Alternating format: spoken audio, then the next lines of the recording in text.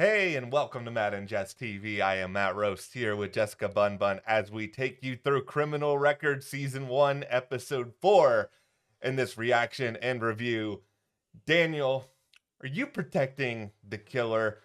You very much seem like you're already the worst, but it's like, what's the extent of the worst? Do we go from worst to even more worst? Like, that doesn't feel grammatically correct, but you know what? We're going with it. Yeah, that's the thing is that we now have a name for the Hazling caller, and it is Carla. So Carla has said that the killer is being protected, and then we had this shot of Daniel. So it kind of then begs the question. It's like, okay, then is he the killer? Which I personally don't think so. Or is he the person protecting the killer? Which is for me, ding, ding, ding. He is protecting the killer.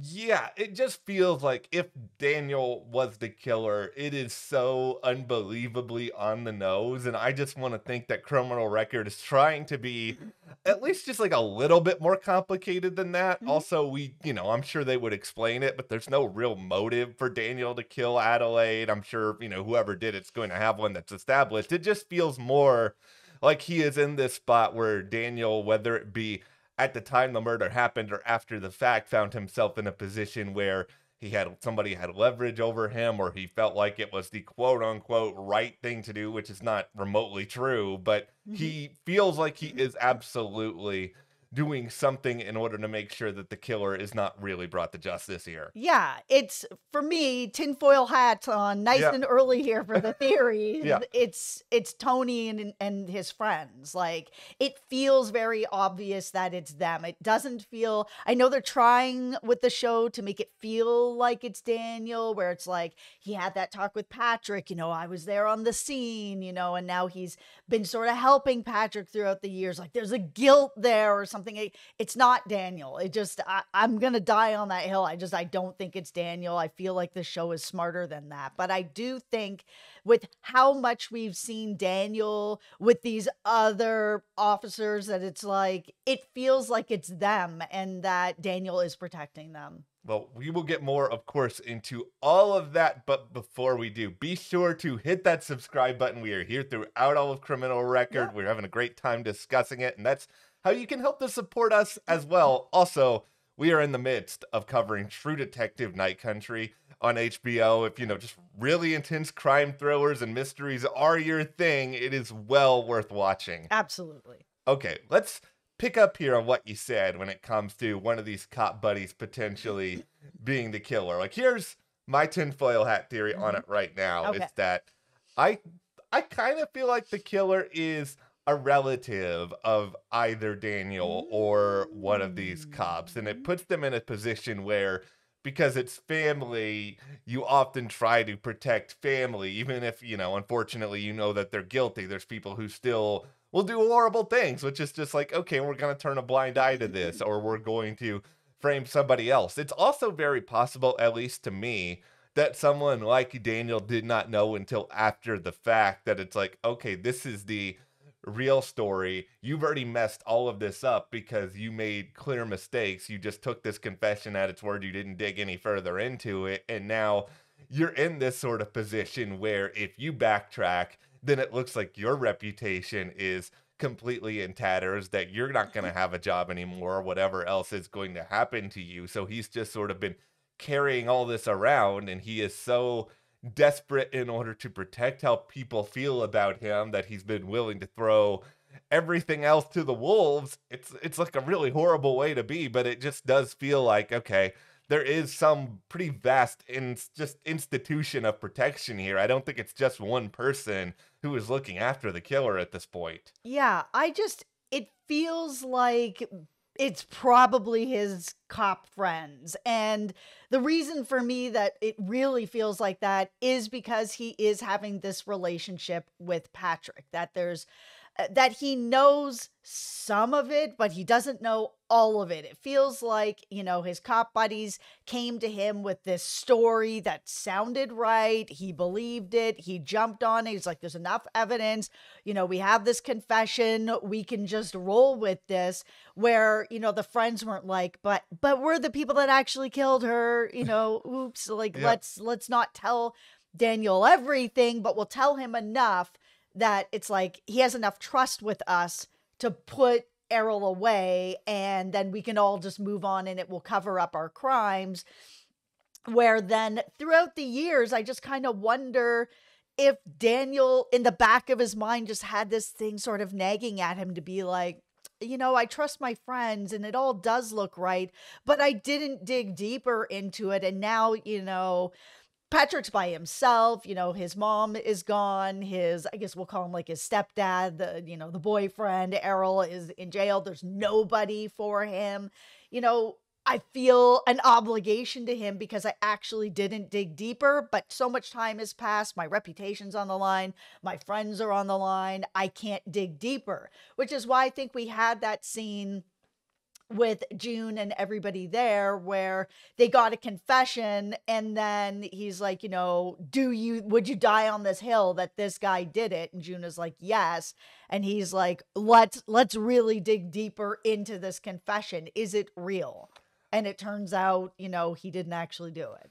Yeah, like I think there is, and this is why Daniel Haggerty is a very, very complicated character, and he's a very bad dude. He's also a bad dude that I think is carrying with him a lot of guilt, because I think he knows everything that he did was wrong, and yet he's not willing to go back on it. So what is he trying to do in the future? He's trying to quote unquote make things right, and like him having a relationship with Patrick is making things right. Him doing what he can with this case involving Isaac in the present and sort of detecting this false confession. It's making things right. But here's the other thing, though, I think with this particular case is that we can sort of look at what's going on with Isaac and be like, okay, look at you, Daniel. You've learned from some of your mistakes. When I think it's just in reality, you just want to show how good a cop you are, that you could get the right result and so on and so once again, you can embarrass June Linker, and that's really what this is all about. Yeah. Okay. Let's talk about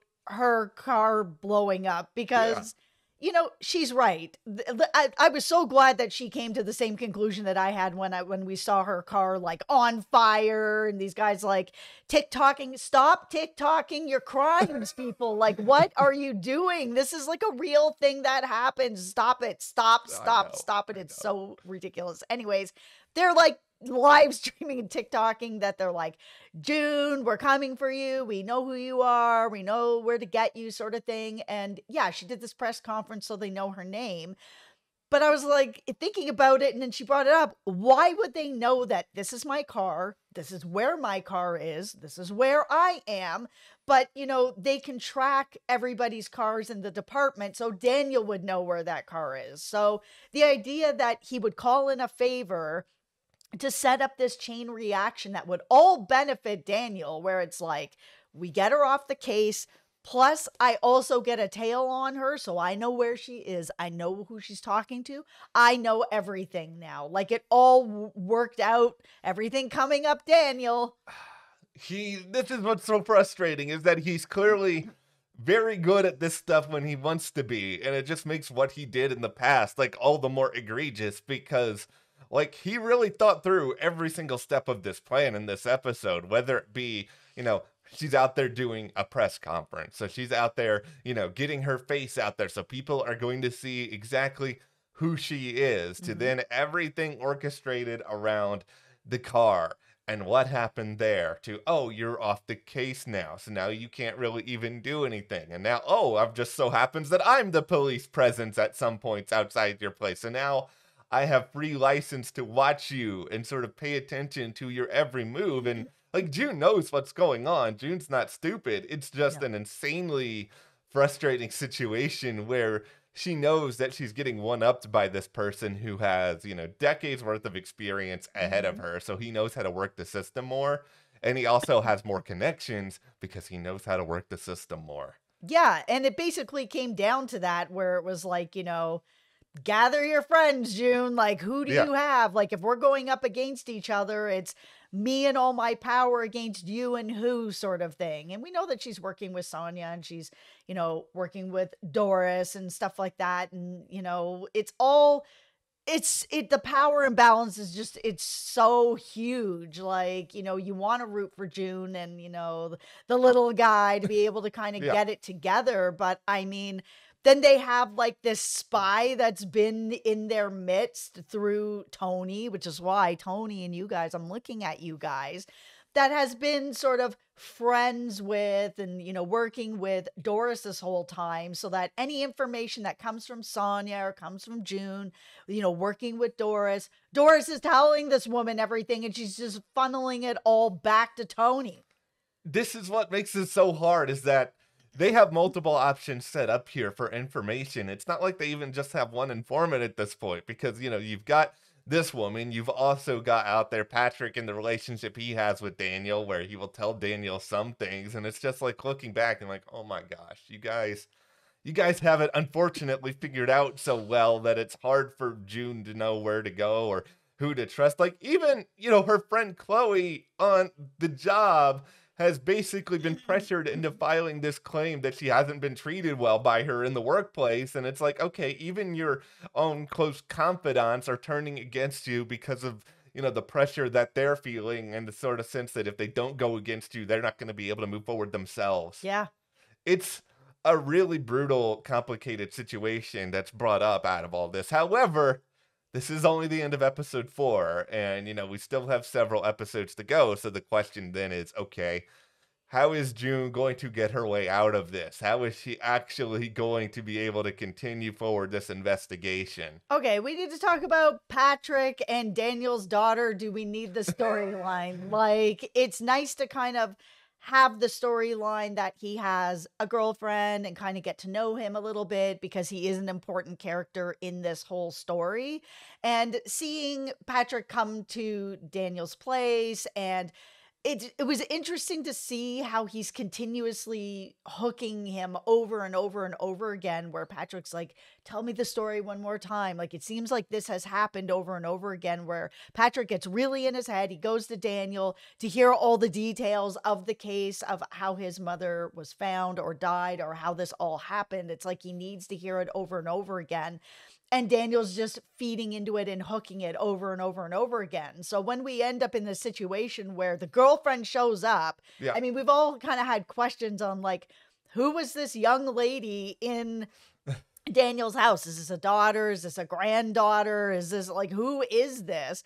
Now it's been revealed that, it's his daughter, and she's been secretly dating Patrick. It's kind of like, why did that connection need to come in? Like, that doesn't actually really need to be there. It's a little bit soap opera-y, where it's just sort of like, let's just try to make things as messy as humanly possible. And I think it's one thing to sort of be like, okay, out of all the cops that are in the city, Daniel's doing this and Tony's doing this. And it's like, I'm willing to sort of go along with a lot of different things, but it's also like, out of all the women that are out there, this is who Patrick is dating. It's just a little bit too on the nose. And we've sort of danced around this before. It's like, when Criminal Record the show is dealing with, like, the case and, like, the procedure and, like, the complications, like, that's where it's at its best. When it gets into, like, things off the job, relationships, dynamic, like, that's where it starts to stumble, and that's where things get a little bit too much by numbers. And it feels like the team working on the show is more interested in doing all the stuff around, the cases, and they're just not as interested in the personal life, because that just comes across that way. Yeah, it feels like filler for nothing. Like, there's no real reason for us to have some of these stories that don't have to do with the case. And, there's enough time and enough story here for it to be an even richer story about this case. Like, the thing that really shines about this show is June and Daniel, and this, back and forth sort of relationship of, like, who's going to get one over, who's going to end up on top, who's going to get their hands on Carla. Like, how is this all going to come together? So when we end up back at home with, June's mom and husband, and it's kind of like, okay, I don't really care as much, because it's not connecting to things as much as it really should. There are two things I think we have to watch out for moving forward here, if we're going to sort of sit back and be like, okay, how can June actually take a step forward here? Because it doesn't feel like it's going to be something she can do in the department, because clearly Daniel's just got so much control there. Yeah, I mean, is it going to be through Carla or is it going to be through Mustafa, who we haven't really spoken about yet? I feel like Mustafa is going to be a pretty big key in all of this, because this is somebody who clearly already harbors a lot of guilt because of what happened in the past. He could have been a valuable alibi. He could have been somebody who really helped to clear Errol's name, and yet he didn't do anything, and he's Nope. still really, really scared. But we are talking here about somebody who not everybody on the show seems to know about just yet, which is that's a pretty valuable commodity in the world of criminal records. Especially for June. Yeah, like I think at this point you have to find a way to make Mustafa feel like, okay, I can work with you, I will protect you, I will trust you, and I know there aren't even no guarantees when it comes to this sort of stuff, but once you at least get something out there that feels like it's discernible proof, then people like Daniel in the department, they can't ignore it anymore. Like I suspect that Carla's still obviously going to be really important on the story. The problem there is just that, you have been told by her that, the killer's being protected, and that you don't even necessarily know where she is all the time. It's going to be a lot harder of a sell. I think in order to get Carla out there, I think you need to feel some sort of movement when it comes to Errol's case, when it comes to something starting to fall apart, because then Carla will be like, oh, I'm starting to see the foundation shift away a little bit more. I feel a little bit more comfortable that I can sort of crawl out of this. 100%. She needs to feel like, she can also be protected. And as much as June's like, we can give you safety, like they can't give her safety. It's just not there. But I think Mustafa really is important in this because he's a legitimate alibi. And Yeah. I know that it's years later, but that still matters. He's still the alibi. And having an alibi matters. He can actually show where Errol was at that time. I'm going to just assume that everything is going to somehow work out at the end of all of this. And maybe that is a big mistake for me, because we don't know exactly the message Criminal Record is trying to send here. But I think that this is all going to work out for June eventually. I think she's going to find a way to get everything uncovered, get the truth out here. If there's one thing I'm a little bit worried about, it's just that in the midst of all of this, I still have this pit in my stomach that Daniel is not actually going to face any consequences for it. That like maybe some of his cop buddies will, like maybe some people will, the real killer will, but I just feel like, okay, Daniel's gonna end up getting away with this, even though justice ends up getting served, and it's going to be a frustrating ending with that in mind. Yeah, my bit of worry is that he's not as involved, or he is involved, but like, he's not the killer sort of thing. That's kind of where I'm landing on it. And because of that, he's going to be able to wiggle his way out of it to basically be like, listen, I was working the information that I was given, and this is where I got with the evidence and the confession that I was given. So like, I didn't know anything else, like that he is just going to be able to get away with it because of those reasons. That's like, okay, well, I wasn't there. I didn't see it. Nobody told me that they actually killed her. So like, I didn't have any of that information. Yeah, Daniel is a master of wiggling his way out of any situation possible. I think that's the big takeaway from where we are right now. I mean, that's our feeling, though, on Criminal Records Season 1, Episode 4. I think it's a show that when it's focusing on the right things, it's really, really great. And then when it starts to lose its focus, it just kind of just like goes a little bit all over the place. Yeah, it's kind of middle of the road at that point. All right, well, be sure to hit that subscribe button so you guys don't miss any other coverage. Also, just like click that button right there where you see our most recent Criminal Record review to check that out. Also, thank you so much to our Patreons. You can click that link below. We have live streams every week all about Criminal Record, and we'll see you here next time.